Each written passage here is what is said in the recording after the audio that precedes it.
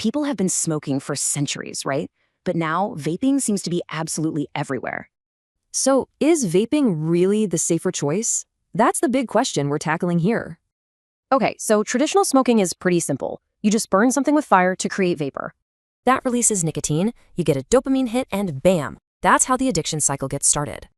And get this, it's unbelievably fast. It takes just 6 seconds for it to hit your nervous system. But here's the real problem.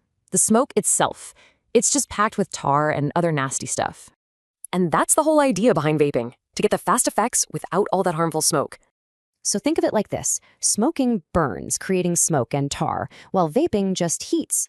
It's a pretty straightforward process. Electricity heats up a chamber, creating vapor with way less smoke. This temperature control is key. It lets you extract specific things like THC or nicotine. Okay, so if it's not smoke, what are you actually breathing in with these e-cigarettes? Well, it's usually a mix of water, nicotine, a base liquid, and, added flavorings. That base is often propylene glycol, the same stuff they use for theatrical smoke.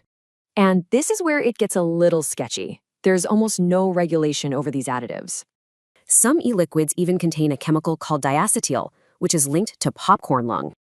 It got that name because factory workers got irreversible lung damage from breathing it in. Yikes.